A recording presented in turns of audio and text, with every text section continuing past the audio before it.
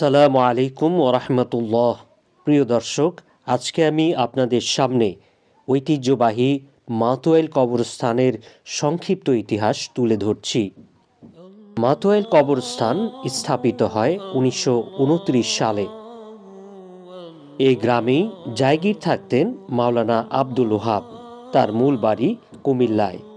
মূলত তার প্রচেষ্টায় বা তার হাত ধরেই প্রতিষ্ঠিত হয় মাতোয়াইল কবরস্থান এবং মাতোয়াইল কবরস্থান কমিটির প্রথম সভাপতি তিনি নিজেই। মাতোয়াইল কবরস্থানের জন্য প্রথমে তিনি 5 বিঘা জমি ক্রয় করেছিলেন। তখন দলিল ও অন্যান্য খরচ বাবদ 1500 টাকা খরচ হয়েছিল। সেই টাকা গ্রামের সবাই যে যার সাধ্যমতো দিয়েছিলেন। তারপর আস্তে আস্তে কবরস্থান বড় হতে লাগলো।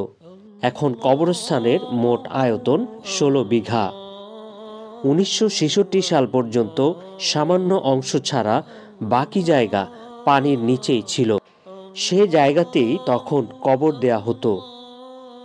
তারপর আস্তে আস্তে বাকি জায়গাগুলোকেও উঁচু করা হয় এবং কবরস্থান সম্প্রসারিত করা হয়। এছাড়া এ কবরস্থানের জন্য প্রতিষ্ঠিত হয় মাতোয়াইল পল্লী মঙ্গল সমিতির। মাতোয়াইল কবরস্থানের উন্নয়ন ও আর্তমানবতার সেবায় নিয়োজিত এই সমিতি বর্তমানে কবরস্থানের জন্য প্রতি বছর 1 লাখ টাকা করে জমা দেয়। মাতোয়াইল গ্রামের সবার মুষ্টির চাল পল্লীমঙ্গল সমিতির আয়ের অন্যতম উৎস। মাতোয়াইল কবরস্থান কমিটিতে আছেন মোট 42 জন সদস্য। মূলত তারাই এই কবরস্থানের উন্নয়ন এবং রক্ষণাবেক্ষণ করে থাকেন। আজ এ পর্যন্তই। ভিডিওটি শেয়ার করে সবাইকে দেখার সুযোগ করে দিন। ধন্যবাদ।